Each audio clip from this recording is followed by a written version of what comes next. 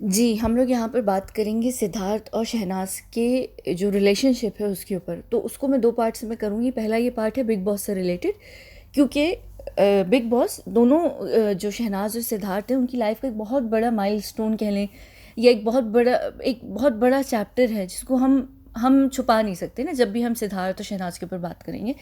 तो मैं ये नहीं चाह रही थी कि हम 2 चीज़ों को लेकर कन्फ्यूज़ हों, पोस्ट बिग बॉस या प्री बिग बॉस या जो भी बिग बॉस के बीच में इनके साथ हुआ है।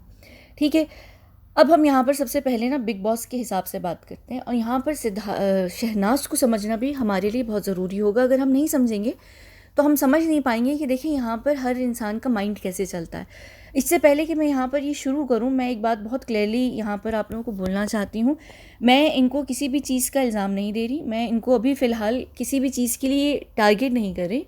हम यहाँ पर समझदार लोगों की तरह इनकी जो रिलेशनशिप है उसका एनालिसिस करेंगे, और उसको समझने के लिए आपको अपना माइंड थोड़ा सा खुला इसलिए रखना पड़ेगा कि देखिए, अगर तो आप इस कपल का फ़ैन हैं तो आप लोग थोड़े से बायस्ड होंगे, और मैं आप लोगों को यहाँ ब्लेम नहीं करूँगी, क्योंकि जब हम किसी को भी चाहते हैं या हम किसी को भी पसंद करते हैं या हम किसी के लिए उम्मीद रखते हैं, तो हमारी जो एक माइंड होता है, जो हमारी सोच होती है, उसमें एक उनका एक इमेज बना होता है। तो उस इमेज को हिलाना बहुत मुश्किल होता है, सवाए उसके कि अगर हमारे पास कोई सबूत सामने आ जाए तो फिर वो इमेज जो है तितर बितर हो जाता है। अदरवाइज़ ये क्या होता है कि हम उस इमेज को ही लेकर सारी उम्र चलते हैं, और ये एक बहुत कॉमन सी बात है। लेकिन यहाँ पर मैं, क्योंकि थर्ड पार्टी में से हूँ, ना मैं फ़ैन हूँ ना मैं हेटर हूँ, मैं न्यूट्रल रहकर यहाँ पर सिर्फ इनकी जो बॉडी लैंग्वेज है या इनके जिस तरीके का एक पूरा टाइम लाइन रहा है बिग बॉस के अंदर, या जो भी चीज़ें रही हैं उसके हिसाब से मैं बात करूँगी। एक और चीज़ ये भी कि मैंने यहाँ पर बिग बॉस नहीं देखा हुआ। मैं जितने क्लिप्स देखे या पिछले सालों में 2 सालों के अंदर अंदर जितने भी टुकड़ों टुकड़ों में इधर उधर क्लिप्स मिले हैं मुझे सिद्धार्थ और शहनाज से रिलेटेड, तो मुझे वो चीज़ें नेचुरली, क्योंकि चीज़ों का तजिया करने का शौक़ है, तो चीज़ें समझ आने लग जाती हैं। मैंने कभी इसलिए बात नहीं की थी क्योंकि यहाँ किसी के सेंटिमेंट को मैं हर्ट नहीं करना चाहती थी। अब हम यहाँ पर इस वजह से बात करें कि यहाँ पर एक इंसान की ज़िंदगी का सवाल है, जिसकी ज़िंदगी चली गई है, और उसकी ज़िंदगी एवं नहीं गई है। वो ऐसी रातों रात बैठे बैठे नहीं मरा, उसको मारा गया है। किसने मारा है, किसका मोटिव है, उसके ऊपर हम बाद में बात करेंगे। मैं यहाँ पर अभी भी ना आसिम को कुछ कहूँगी कि भाई आसिम ने मारा है, ना मैं यहाँ पर शहनाज को कहूँगी शहनाज ने मारा है। हो सकता है मारने वाला कोई और इंसान हो, किसने मारा है हमें क्या पता, मोटिव किसके पास हो सकता है, हम पहले उसके ऊपर बात करेंगे, फिर हम डिसाइड करेंगे कि कौन मार सकता है। ये तब भी हम ये नहीं कहेंगे कि किसने मार दिया है। ठीक है, चल अब यहाँ पर हम 3 मिनट से ये वीडियो शुरू करते हैं। सबसे पहले यहाँ पर हम चलते हैं, बिग बॉस 13 स्टार्ट होता है, और बिग बॉस 13 के अंदर सबसे पहले जो शहनाज हैं वो अपना रिलेशनशिप बनाती हैं, ऑन स्क्रीन रिलेशनशिप, एक कपल बनाती हैं पारस के साथ। अब मुझे ये नहीं पता कि ये कपल इन्होंने खुद बिग बॉस के अंदर जाकर बनाया है या बिग बॉस का टास्क था जिसमें कपल बनाना ज़रूरी था और उसके बाद वो उस कपल से अटैच हो गई। नॉर्मली सारे जो भी रियलिटी शोज़ होते हैं उनमें यही होता है कि आपको कपल बनाना पड़ता है, क्योंकि आपके वो टास्क की रिक्वायरमेंट होती है। आपको हाउस में सर्वाइव करने के लिए कपल होना ज़रूरी होता है, और पहले वीक के बाद ही अक्सर बेशतर ये होता है कि वो कपल्स आगे तक काफ़ी टाइम चलते हैं, क्योंकि वो कपल के साथ आप एक अकेला होता है लेकिन एक और एक 11 होता है ना। तो जब आपके पास ज़्यादा पावर होती है तो आपके पास ज़्यादा इम्यूनिटी होती है, आप ज़्यादा, आपकी चांसेस होते हैं सर्वाइवल के उस शो के अंदर। जितना आप उस शो में सर्वाइव करेंगे उतना उस शो के अंदर आपको फुटेज मिलेगा, उतनी आप दुनिया की नज़रों में रहेंगे और उतने ज़्यादा आपके चांसेस हैं आगे जाने के। तो ये एक गेम की साइकोलॉजी होती है जिसको हमें समझना बहुत ज़रूरी है। ठीक है, अब अगर इनका पारस से रिलेशनशिप था या इनका जिससे भी रिलेशनशिप था या इन्होंने जो भी किया, वो मैं आपको सिर्फ ये बता रही हूँ कि ये इस गेम के अंदर गेम खेलने के माइंड सेट के साथ आई थी। कोई भी कंटेस्टेंट इस माइंड सेट के साथ बिग बॉस में नहीं आता कि हमने रिलेशनशिप्स बनाने हैं। क्यों? क्योंकि देखिए, बिग बॉस कहने को एक रियलिटी शो है, लेकिन बिग बॉस जैसे गेम्स में एक्चुअली क्या होता है कि जब भी कंटेस्टेंट्स को साइन किया जाता है उनको स्क्रिप्ट दी जाती है और उनको स्क्रिप्ट फॉलो करना पड़ता है। हमारे कहने के लिए होता तो ये है कि वो बिग बॉस के गेम्स और रूल्स को फॉलो करें, ऐसा होता नहीं है। जब आवाज़ आती है ना कि बिग बॉस चाहते हैं शहनाज पता नहीं कन्फेशन रूम में आए, तो वहाँ पर हमें जो दिखाया जाता है वो सिर्फ थोड़ी बहुत उनका जो बीच का वार्तालाप होता है वो दिखाया जाता है, लेकिन असल में क्या इंस्ट्रक्शंस मिलती हैं, क्या चीज़ें होती हैं, वो हमें नहीं दिखाई जाती। आप लोगों को अंदाज़ा भी नहीं होगा कि इनको कन्फेशंस रूम में डेली बुलाकर इनको ब्रीफ किया जाता है।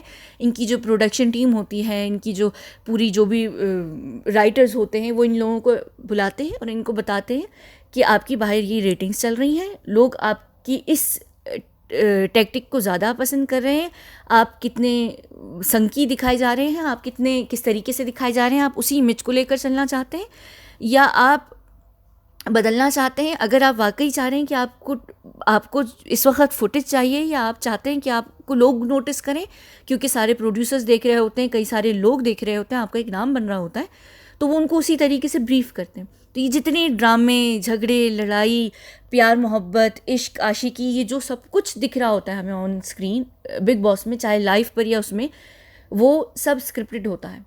कोई भी कपल रियल नहीं होता। बिग बॉस के कई सारे सीजन्स आए हैं, हर सीज़न में कपल्स बने हैं, बड़े स्ट्रॉन्ग कपल्स बने हैं देखने को, लेकिन वो बाहर जाकर फ़ौरन टूट जाते हैं। क्यों टूट जाते हैं? क्योंकि उनका वो इंटरेस्ट नहीं रहता जो इंटरेस्ट उनका बिग बॉस के बीच में होता है। और बिग बॉस में उनका इंटरेस्ट क्या, उनका गोल एक होता है, और वो गोल क्या होता है कि हमने ये शो को अगर जीतना नहीं है तो शो में बहुत आगे तक जाना है। जितना आगे तक आप जाएंगे उतना ज़्यादा आपको ऑन स्क्रीन टाइम मिलेगा, जितना ऑन स्क्रीन टाइम मिलेगा आपके करियर के लिए बेहतर है कि आपको उतना ज़्यादा प्रोड्यूसर्स, डायरेक्टर्स नोटिस करेंगे, उतनी ज़्यादा आपके ऊपर न्यूज़ बनेगी। और जो पीआर होती है किसी भी कंटेस्टेंट की या सेलिब्रिटी की पूरी ज़िंदगी, यहाँ पर अगर हम करीना कपूर को ले लें, आलिया भट्ट को ले लें, ऐश्वर्या राय को ले लें, आप देखें ये लोग जितना, शिल्पा शेट्टी हो गई, जितना मीडिया में और आप जितना न्यूज़ में रहेंगे आप उतने वैलिडेट रहेंगे, आप उतने वैलिड रहेंगे। तो आपको वैलिडेट अपने आप को करने के लिए न्यूज़ में रहना पड़ता है। अब करीना अच्छा खासा करोड़ों में पैसा फेंकती हैं, जो उनकी घर के बाहर उनकी मीडिया रहती है, ठीक है ना। ये ऐसे ही नहीं होता है। तो ये कंटेस्टेंट्स के पास क्या होता है, उनके पास पैसा नहीं होता पीआर फेंकने के लिए। जब वो बिग बॉस को साइन करते हैं तो हर किसी को एक, जैसे जब आप पकड़े जाते हैं, केस होता है आपके ऊपर, आपके पास पैसा नहीं होता तो गवर्नमेंट आपको लॉयर देती है, तो वो ठकेला गवर्नमेंट लॉयर होता है ना। और अगर आप प्राइवेट लॉयर हायर करते हैं, वो बड़ा अच्छा लॉयर होता है और वो आपको केस जिताने के ज़्यादा चांसेस रखता है। तो कंटेस्टेंट्स, क्योंकि ये सारे जो कंटेस्टेंट्स होते हैं ये कोई अंबानी या कपूर ख़ानदान के नहीं होते हैं या टाटा के नहीं होते हैं, ये बहुत गरीब लोग होते हैं, इनकी करियर बिल्कुल ज़ीरो पे होता है, इनके फाइनेंशियल इश्यूज चल रहे होते हैं, तो ये पीआर अफोर्ड नहीं कर सकते हैं। तो इनको पीआर, एक जनरल सा पीआर पैकेज मिलता है और ये उसको लेकर बिग बॉस के अंदर एंटर हो जाते हैं। अब उस पीआर को ये कैसे ज़्यादा बेहतर बना सकते हैं, ये इनके अपने ऊपर होता है कि ये लोग करेंगे क्या।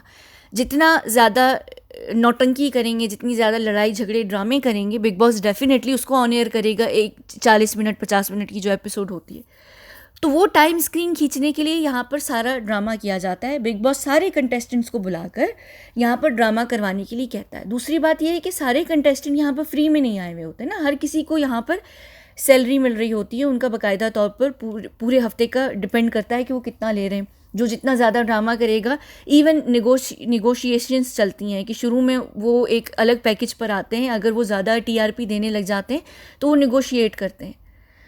अच्छा, ये सारी चीज़ें ऐवी ही नहीं हो रही होती हैं। मैं आप लोगों को क्यों ये सारी यहाँ पर एग्जांपल दे रही हूँ कि किस तरीके से इनको ब्रीफ किया जाता है शो के बीच में भी, जब ये घर में भी होते हैं, इवन जब वो मनहूस किस्म का इंसान फुटपाथ वाला भी आता है वीकेंड के वार पे, वो भी इन लोगों को बैठकर यहाँ पर ऑफ स्क्रीन बहुत सारी बातें बता रहा होता है कि आप लोग के साथ ये हो रहा है, आप लोग ये क्यों नहीं कर रहे, आप लोग ऐसे कुछ क्यों नहीं कर रहे, वो कपल अगर बाहर चल रहा है तो उसको यूज़ करो तुम लोग, यहाँ पर तुम लोग को लोग देख रहे हैं। इन सब कंटेस्टेंट्स का एक मोटिव होता है, एक गोल होता है उनका करियर। उनको अपने करियर को आगे लेकर चलना होता है। उनको ये होता है, उनको ये आशा होती है कि जब हम बिग बॉस से निकलेंगे तो हमें प्रोड्यूसर्स मिलेंगे, हमें काम मिलेगा। और अगर आप देखें तो बिग बॉस कह लें या किसी भी रियलिटी शो को देख लें, बहुत ही कम लोग होते हैं जो रियलिटी शो के बाद सफल होते हैं। यहाँ पर सीज़न 5 में वो आई थी एक, जो मुझे उनका इस वक्त नाम याद नहीं है, क्या नाम है उनका, जो पॉर्न इंडस्ट्री से थी, कहीं से थी, वो आई थी सीज़न 5 में, उनका करियर चल पड़ा। फिर मेरे ख्याल से सीज़न 6 में एक स्वीडिश लड़की आई थी, छोटी सी बेली डांसर थी, कैटरीना कैफ से उनको बहुत मिलाते थे ये खुद फुटपाथ वाले। उन्होंने कुछ फिल्म्स नहीं की, कुछ डांस नंबर्स वगैरह किए हैं। तो बहुत कम ऐसे लोग होते हैं जो बिग बॉस के बाद भी अपना करियर बना पाते हैं। नॉर्मली किसी का भी करियर नहीं चलता। तो ये सारी चीज़ें बहुत इंपॉर्टेंट होती हैं कि आप कितना बड़ा इम्पैक्ट छोड़कर जाते हैं। और उसके बाद क्या होता है, बिग बॉस के बाद का क्या रीज़न होता है, यानी क्या होता है उसके बाद, अगर आपके पास पैसा है, आप सरवाइव कर सकते हैं तो आप फिर पीआर को ख़रीदते हैं, जो यहाँ पर शहनाज और सिद्धार्थ की पीआर आई है बिग बॉस के बाद।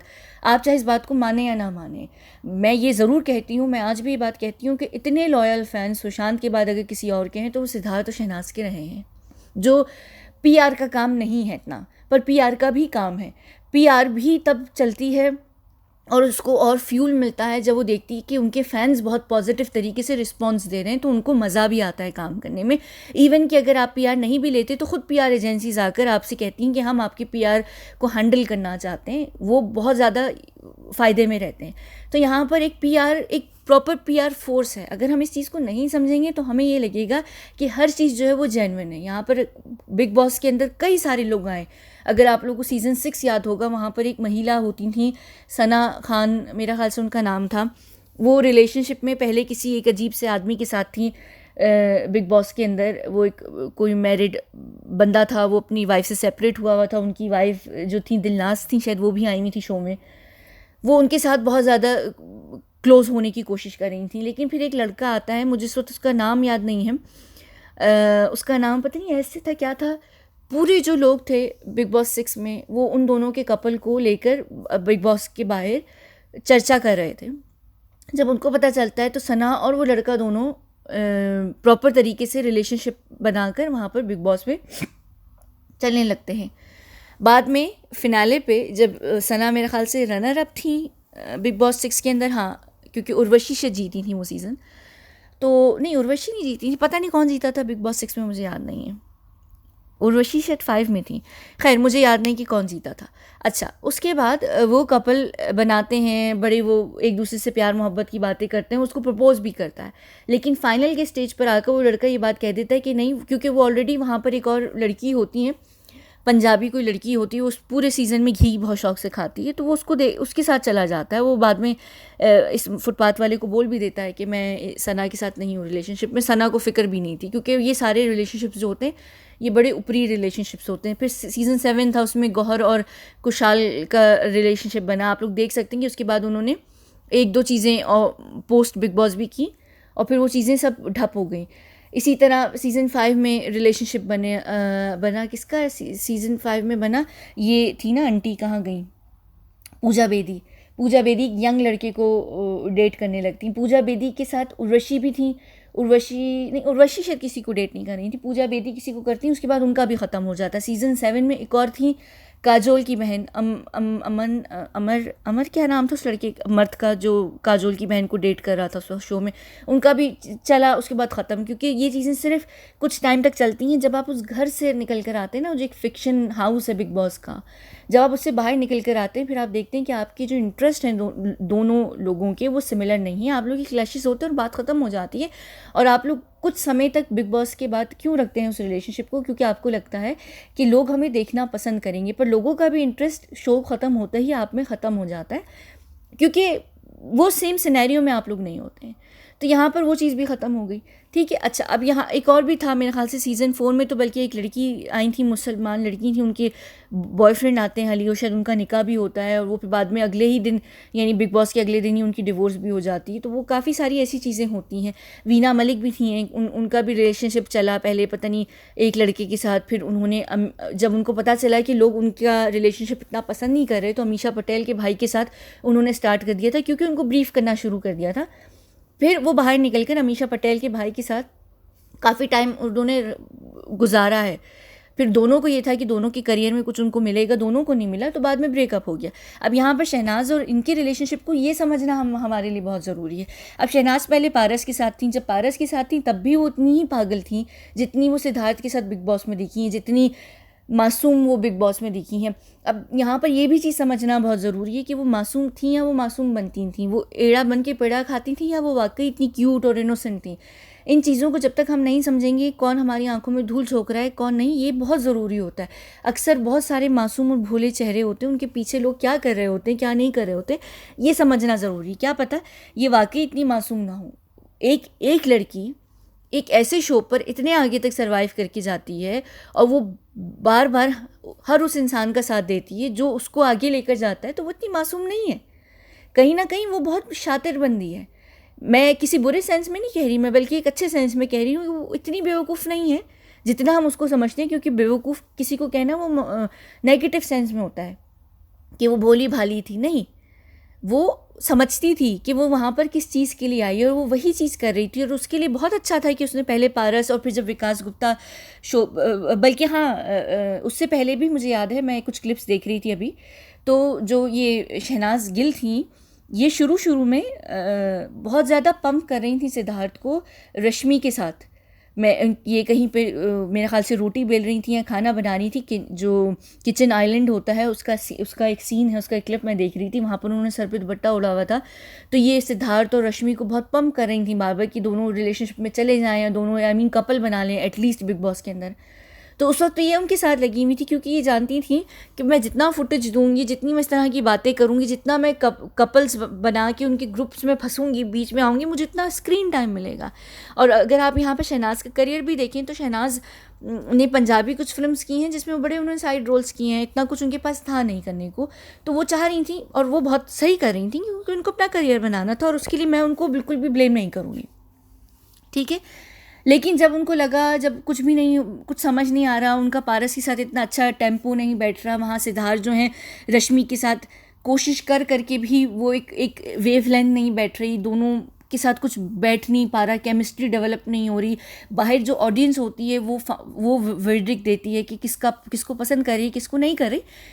तो सिद्धार्थ को भी नहीं समझ आ रहा था। अब दोनों को यहाँ पर, सिद्धार्थ और शहनाज को सर्वाइव करना था, इवन रश्मि को भी करना था, आसिम को भी करना था, सबको करना था। लेकिन जो समझदारी होती है वो ये होती है कि आप उसी समय पे उस चीज़ को समझ जाएं कि बाहर लोग आपको क्या देखना चाह रहे हैं, आप उसी को लेके फॉलो करें।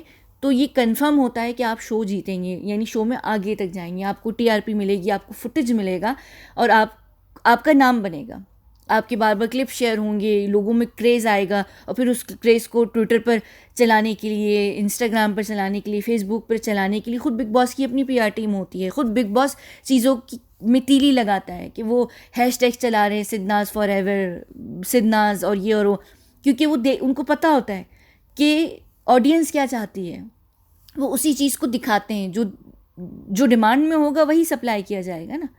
तो यहाँ पर नहीं चल रहा था पारस और शहनाज का कपल, और नहीं चल रहा था रश्मि और सिद्धार्थ का कपल। तो उन्होंने क्या किया, उन्होंने उनको ब्रीफ किया। अब उन दोनों के ऊपर था कि वो उस कपल को लेकर वो उस इन्फॉर्मेशन के साथ क्या करते हैं। तो वहाँ पर शहनाज ने उस चीज़ को समझना शुरू कर दिया। फिर जब देखते हैं ना बिग बॉस कि क्या चीज़ें चल रही हैं, क्या नहीं चल रही हैं, फिर ये जो एंट्रीज़ होती हैं, वाइल्ड कार्ड एंट्रीज़, ये एवी वाइल्ड कार्ड नहीं होती हैं, ये इन्फॉर्मेशन लेकर भेजी जाती हैं उस स्क्रिप्ट को में ट्विस्ट लाने के लिए। अब अगर झगड़े नहीं हो रहे तो बाहर का जो बंदा आएगा वाइल्ड कार्ड एंट्री, वो इस तरह की बातें करेगा कि जो रिलेशनशिप्स बने हुए हैं, जो बड़े मोनोटोन किस्म के हैं, जिनमें कुछ आग नहीं लग रही है, वो आएंगे, वो आग लगाएंगे, तीली जलाएंगे, तो लोगों में लड़ाई झगड़े होना शुरू हो जाएंगे। आप अक्सर देखें कि शुरू के वीक्स अच्छे होते हैं, जैसी वाइल्ड कार्ड एंट्रीज होती हैं, जो ऑलरेडी कपल्स होते हैं, जो ब्रोज बने हुए होते हैं, जो गर्ल ग्रुप्स बने होते हैं, सब जो हैं वो टूटने लगते हैं। वो एक स्पार्क लेकर आता है वाइल्ड कार्ड, उससे बिग बॉस चलता है। तो ये जो सारी चीज़ें होती हैं, ये सारे ड्रामे चल रहे होते हैं। अब वाइल्ड कार्ड में विकास गुप्ता आते हैं, विकास गुप्ता आके बाहर सबको बोलते हैं कि नहीं यार, बाहर तो शहनाज और सिद्धार्थ चल रहा है। फ़ौरन शहनाज, क्योंकि समझदार थी, उनको पता है कि उनको अपनी ज़िंदगी का करियर बनाना है, उनके लिए ये एक मौका है, या तो ये इसको पास कर देंगी या ये इसको लूज़ कर देंगी। तो एक समझदार इंसान के लिए उन्होंने पारस को साइड पर किया और वो फ़ौरन सिद्धार्थ के साथ कपल बनाकर बैठ गई।